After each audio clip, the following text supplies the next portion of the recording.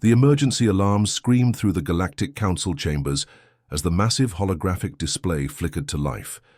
Every alien representative in the room froze as they watched the incoming transmission from the Vextar Empire, the most feared military force in 3 galaxy clusters. Admiral Jiho stood calmly on the bridge of his flagship, watching the swirling nebula of the Kepler sector grow larger through the view screen. His human fleet of 50 ships moved steadily forward, each vessel humming with quiet confidence. The other crew members worked at their stations with the kind of focused intensity that comes from years of training together. Back in the council chambers, the Vextar War Commander's image towered over the assembled aliens. His voice boomed through the translation systems, dripping with contempt. Honored council members, we have detected a small group of primitive vessels approaching our territory.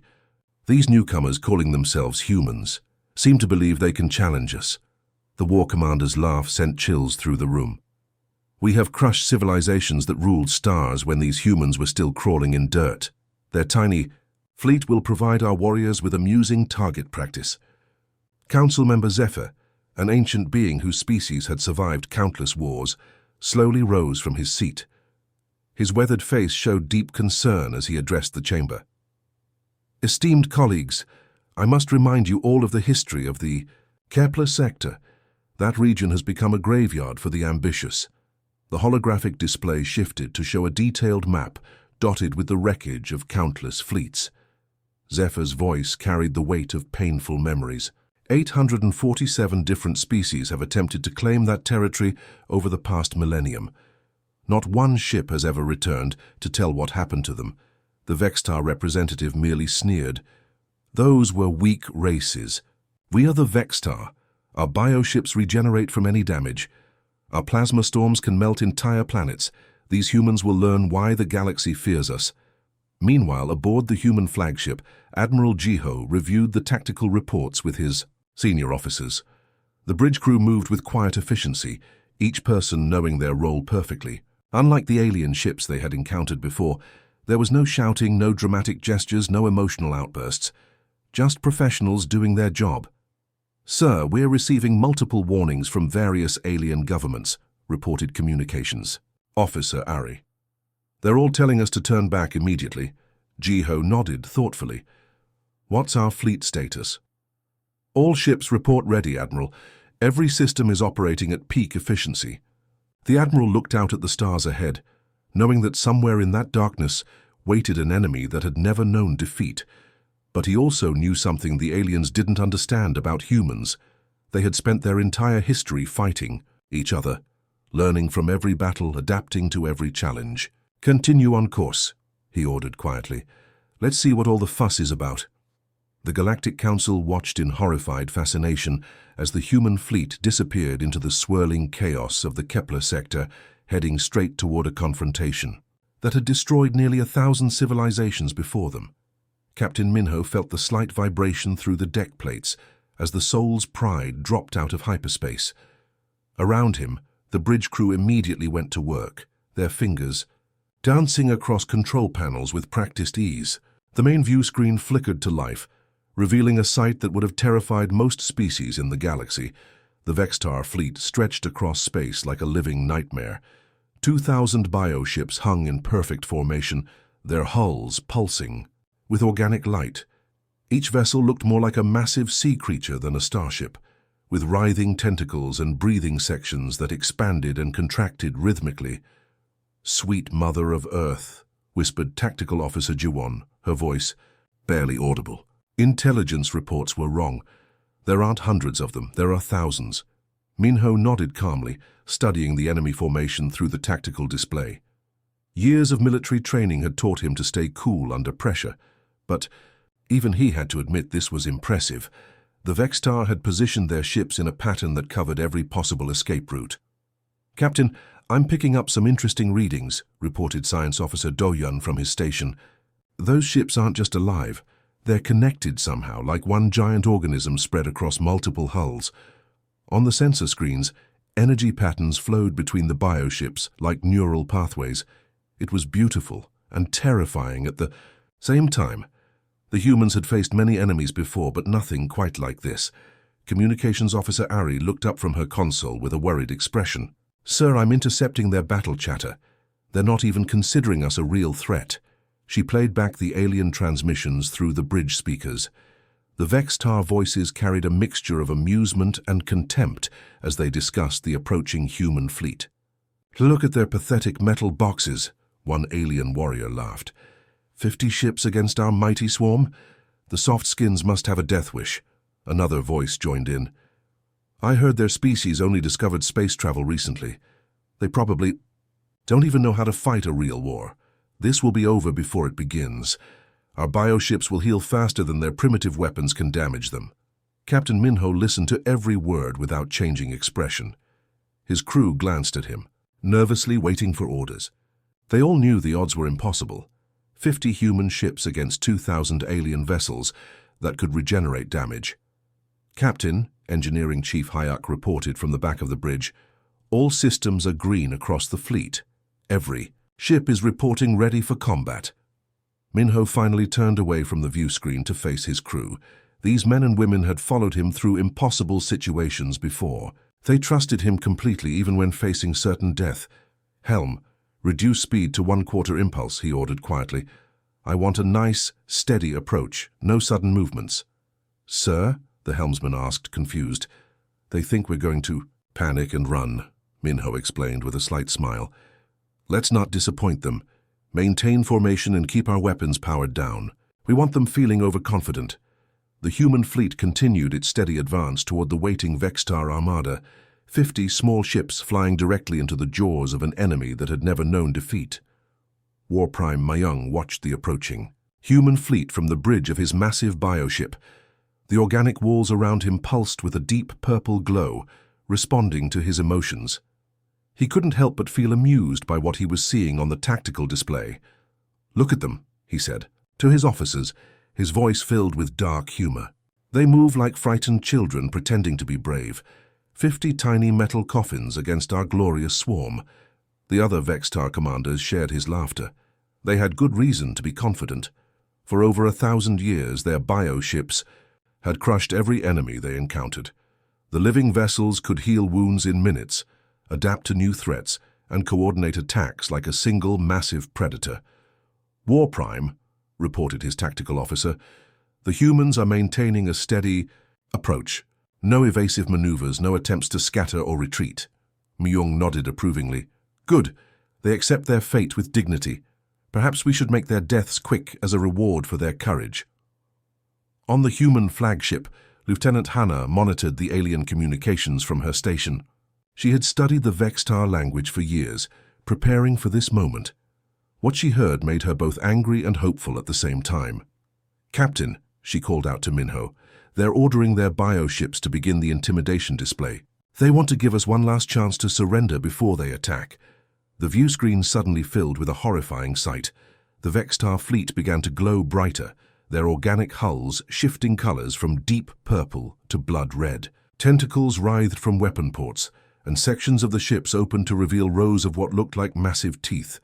The bioships started making sounds, deep, haunting calls that traveled through space itself. It was the sound of death, designed to strike fear into the hearts of any enemy. Most species would have turned and fled by now. "Impressive," Captain Minho said quietly, studying the display. "They're trying to scare us." "Is it working?" asked Ensign Kwan nervously from the navigation station. Minho smiled slightly. "What do you think?" The young officer looked around the bridge at his fellow crew members. Everyone was focused on their duties, showing no signs of panic or fear. They had trained for this moment their entire careers. "No, sir," Kwan replied, his confidence returning. "We're not impressed." Back on the Vextar command ship, War Prime Myung frowned at his sensors. Strange. Their energy signatures haven't changed at all. Usually by now, enemy ships are either fleeing or broadcasting surrender messages. "Perhaps they're frozen with terror," suggested one of his officers. "Or maybe they're just stupid," added another, causing more laughter among the alien crew. Myung studied the tactical display more carefully. Something felt wrong, but he couldn't identify what it was. The human ships maintained perfect formation, showing no signs of the chaos that usually preceded a fleet's destruction. No matter, he finally decided. Fear or stupidity, the result will be the same. Signal all bioships to prepare for attack. We'll end this quickly. The massive Vextar fleet began moving forward, 2,000 living weapons preparing to destroy 50 human vessels that refused to show proper fear. Admiral Jiho stood perfectly still on the bridge of his flagship, watching the massive Vexitar fleet begin its advance. Around him, his crew worked with the kind of calm efficiency that comes from years of training together.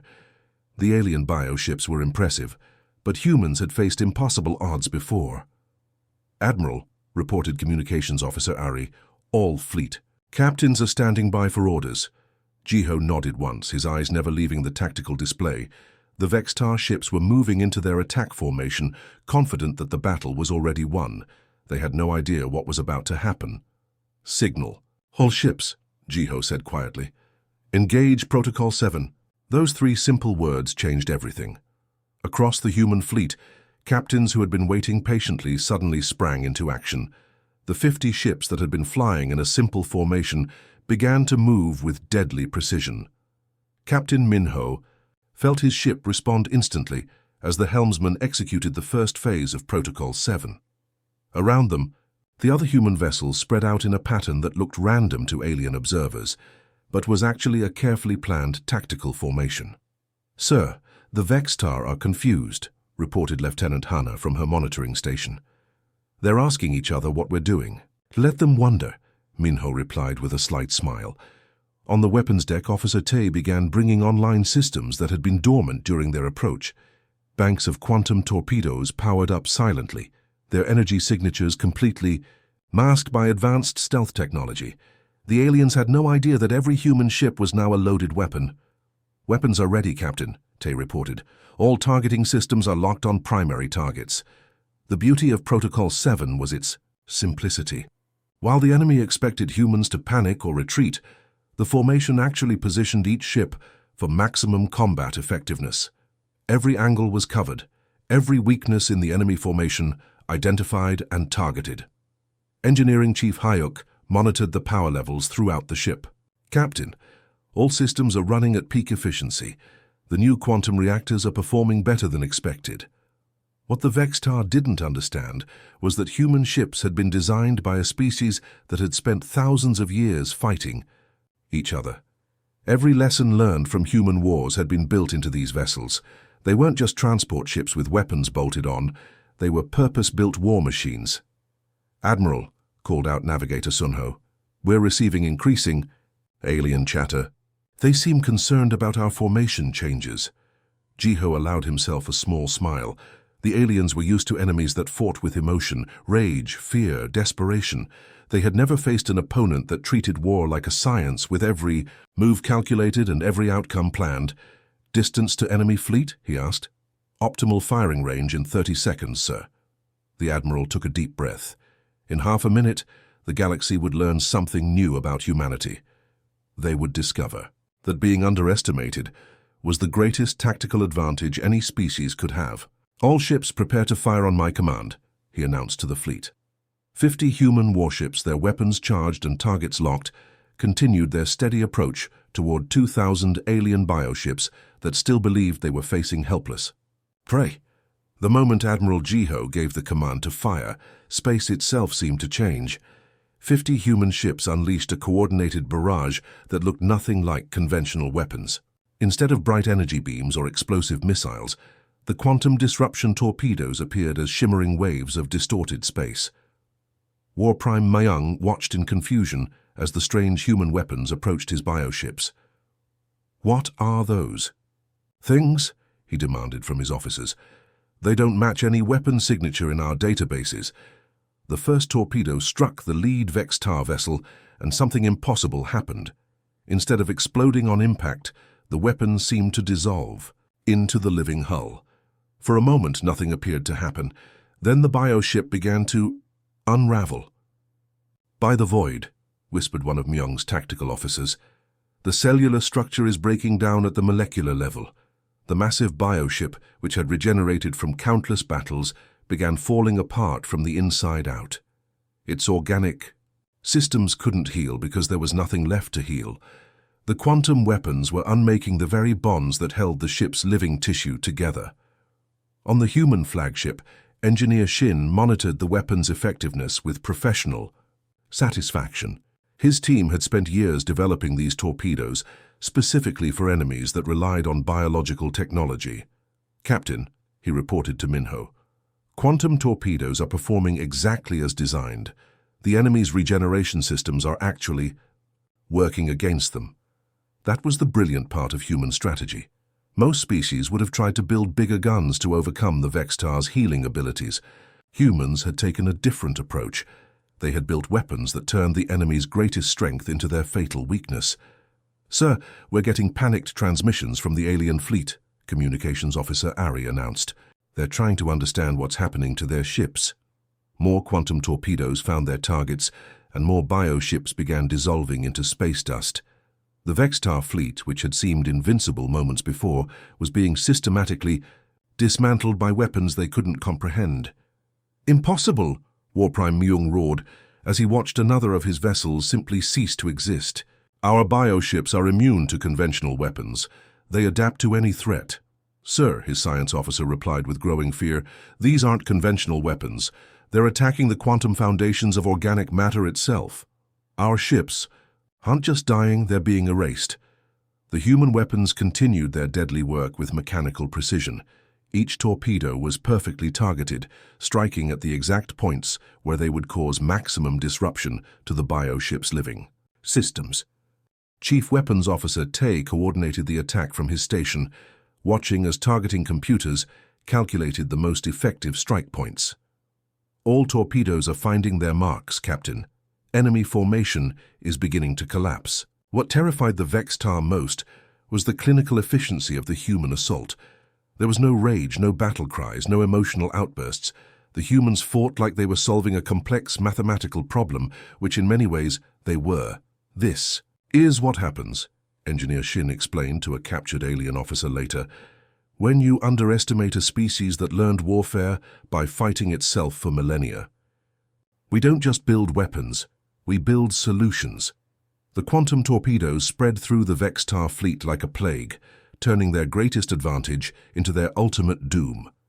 Commander Hyun watched her tactical display with the kind of focused intensity that separated good officers from great ones. The first wave of quantum torpedoes had devastated the Vextar front lines, but she knew the real battle was just beginning. The aliens would adapt quickly, and humans needed to stay one step ahead. "All ships execute formation Delta 7, she commanded over the fleet communication system. "Prepare for enemy counterattack." The 50 human vessels moved like dancers performing a deadly ballet. Each ship knew exactly where to go and when to get there. Years of training together had created an almost telepathic understanding between the crews.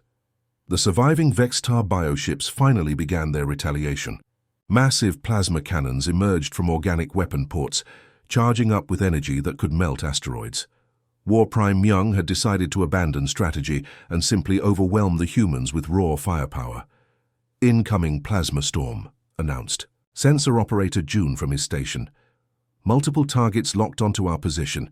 Shields up," Commander Hayon ordered calmly. What happened next amazed even the human crews. As the alien plasma bolts struck the human ships, their shields didn't just absorb the energy. They learned from it. Advanced adaptive technology analyzed each attack in real time, adjusting the shield frequencies to provide better protection. "Sir, shield efficiency is increasing with each hit," reported Chief Engineer Kyung with obvious excitement. "The adaptive systems are working perfectly." Pilot Yi gripped his controls as plasma fire lit up space around his fighter. The Vextar were throwing everything they had at the human fleet, but somehow every shot seemed to miss by inches. His reflexes, honed by years of combat training, allowed him to dodge attacks that should have been impossible to avoid. "This is incredible," he muttered to himself as he weaved between plasma bolts. "It's like I can see where they're going to shoot before they do it." That was exactly what was happening. Human pilots had trained against computer simulations that could predict their moves, forcing them to develop reaction times far beyond what most species considered possible. What seemed like impossible luck was actually the result of superior training and preparation. Back on the command ship, Commander Hyon coordinated the fleet's response with mechanical precision. Each human vessel had a specific role to play, and every captain executed their orders flawlessly. "Target the command nodes on their largest bioships," she ordered.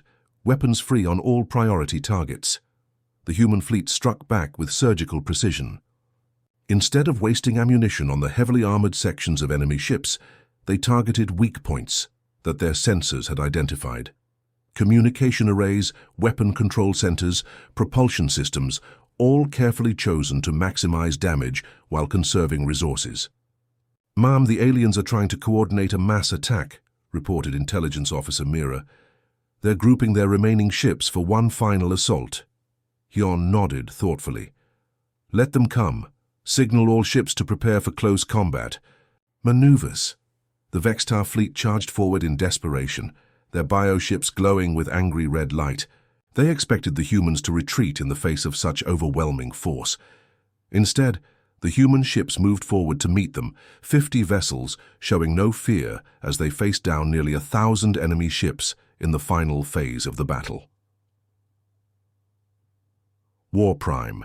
Myung's confidence crumbled as he watched his unstoppable fleet burn around him. The bridge of his command bioship trembled with each explosion, the organic walls flickering between angry red and sickly yellow. His officers moved frantically at their stations, trying to coordinate a defense against an enemy they didn't understand. "War Prime, we've lost over half the fleet," his tactical officer reported, his voice shaking with disbelief. "The humans haven't lost a single ship." Myung stared at the tactical display in horror. Where moments before he had commanded 2,000 vessels, now fewer than 800 remained. The human ships moved through his formation like predators, hunting helpless prey, each strike perfectly calculated for maximum effect. "Impossible," he whispered. "We are the Vextar. We have conquered 1,000 worlds. How can 50 primitive ships defeat us?"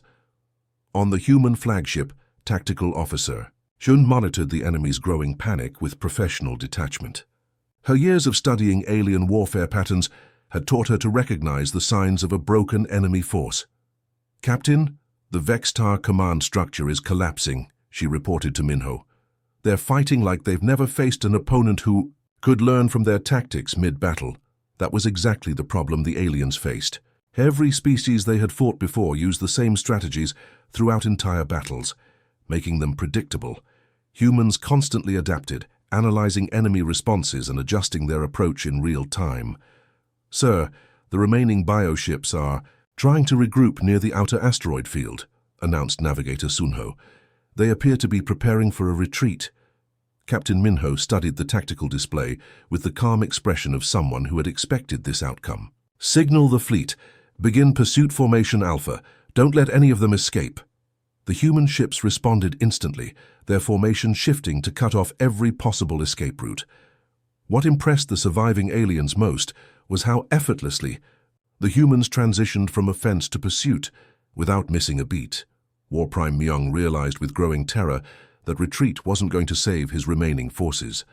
The human ships were faster, more maneuverable, and seemed to predict every evasive maneuver his bioships attempted. "Emergency transmission to High Command," he ordered desperately. "Request immediate reinforcements. Full fleet deployment." His communications officer worked frantically at his station before looking up with a stricken expression. "War Prime, the humans are jamming our long-range communications. We can't reach High Command." The remaining Vextar ships scattered in all directions, abandoning their formation in desperate attempts to escape. But everywhere they turned, human vessels appeared to block their path. It was like fighting ghosts that could be everywhere at once. "Sir, we're receiving surrender signals from multiple enemy vessels," Communications Officer Ari reported. "They're requesting mercy." Admiral Jiho considered this development thoughtfully. His fleet had achieved something unprecedented, the complete defeat of the galaxy's most feared military force without losing a single ship. Accept their surrenders, he decided, but maintain pursuit of any ships that continue running. The great Vextar Empire, which had terrorized the galaxy for over a millennium, was being systematically destroyed by 50 human vessels that refused. to fight according to anyone else's rules. Captain Minho stood on the bridge of the Soul's Pride, watching the final Vextar bioships power down their weapons in surrender. The battle that was supposed to be humanity's destruction had lasted exactly 3 hours and 47 minutes. Around him, his crew worked quietly to secure the battlefield, their professional calm masking the historic nature of what they had just accomplished. "Captain, we're receiving formal surrender requests from all remaining enemy vessels," Communications Officer Ari reported. "War Prime Myung is requesting permission to come aboard and discuss terms." Minho nodded thoughtfully. In all his years of military service, he had never seen an enemy force collapse so completely. The Vextar, who had been so confident just hours before, were now broken and desperate. "Grant permission. Have Security Chief Dong-hyuk escort him to Conference Room 1, full honor guard." The docking bay of the human flagship had been designed to accommodate various alien species, but War Prime Myung still looked completely out of place as he walked down the ramp. The massive Vextar commander, who stood nearly 8 feet tall, moved with the defeated posture of someone whose entire worldview had been shattered. Security officers flanked him as they walked through the corridors of the human ship. Myung couldn't help but notice how different everything was from his organic bioships. The humans had built their vessels with clean lines, efficient design, and a sense of purpose that spoke to their methodical approach to warfare. In the medical bay, Dr. Che tended to the wounded aliens with the same care she would give to human patients. The Vextar survivors couldn't understand this kindness. In their culture, defeated enemies were either enslaved or executed. "Why do you help us?" asked one injured alien warrior through the translation device. "We came here to destroy your species." Dr. Che looked up from her work with a gentle smile. "Because that's what humans do. We fight when we have to, but we don't hate our enemies." This simple statement confused the alien more than any weapon technology had. His species fought from rage and domination. The idea of showing mercy to defeated enemies was completely foreign to his understanding. In the conference room, War Prime Myung sat across from Captain Minho, still struggling to comprehend what had happened to his invincible fleet. The human captain looked so ordinary, so unremarkable, yet he had orchestrated the most devastating military defeat in Vextar history. "How?" Myung finally asked, his voice barely above a whisper. "How did you destroy us so completely?" Captain Minho poured tea for both of them, a gesture that further confused the alien commander. "We didn't destroy you because we hated you," he explained quietly. "We destroyed you because you threatened innocent people. But your tactics, your weapons, your coordination," Myung pressed, "we had never encountered anything like them." "That's because you had never fought humans before," Minho replied simply. "We've been fighting wars against each other for thousands of years. Every battle taught us something new. Every defeat made us stronger."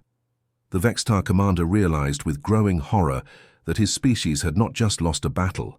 They had encountered a form of warfare they could never hope to match. The war was finally over, but Earth looked nothing like it used to. Cities lay in ruins, forests had turned to ash, and the oceans had changed color from all the fighting. But somehow people were still alive. They were tired, hurt, and scared, but they were breathing. That was something. The aliens who had invaded weren't all gone. Some had died in the fighting, but others had simply stopped. They put down their weapons and looked around like they were waking up from a bad dream. It turned out they weren't evil monsters after all. They were just soldiers following orders, just like human soldiers do. The real enemy had been their leaders, the ones giving commands from faraway planets. When those leaders fell, the regular alien soldiers didn't know what to do anymore. Many of them were just as tired of fighting as the humans were. Dr. Rodriguez, one of the few scientists who survived the war, made an amazing discovery. The alien soldiers weren't that different from humans. They had families back home. They missed their children. They were scared too. Some of them had been fighting this war for decades, moving from planet to planet, conquering worlds because that's what they were told to do. But now everything had changed. Earth's survivors and the remaining aliens found themselves stuck on the same broken planet. They could keep fighting until everyone was dead, or they could try something nobody had ever attempted before, working together. It wasn't easy at first. How do you trust someone who was trying to kill you yesterday? How do you share food with beings who destroyed your cities? Many humans wanted revenge. Many aliens expected to be killed. Fear and anger filled the air like smoke from the burning buildings. The breakthrough came when a human child got sick, really sick. The human doctors had lost most of their equipment in the war and couldn't help. But one of the alien medics stepped forward. Their medical knowledge was far more advanced than anything humans had. The alien doctor worked for 3 days straight to save that little girl's life. When she opened her eyes and smiled, something changed in everyone watching. They realized that caring about others wasn't just a human thing. These aliens had hearts, too, even if those hearts were different from human ones. Slowly, groups started forming. Not human groups or alien groups, but mixed teams working on the same problems. They cleared rubble together.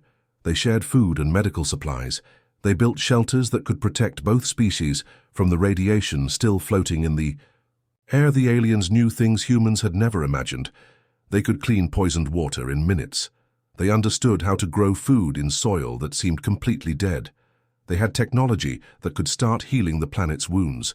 Humans brought something else to the partnership: hope. Even after losing everything, humans kept believing things could get better. They made jokes in the worst situations. They sang songs around fires at night. They told stories that made even the aliens laugh, despite not understanding all the words. This wasn't the end of Earth's story. It was the beginning of something completely new. A world where two different kinds of beings would build something together that neither could create alone.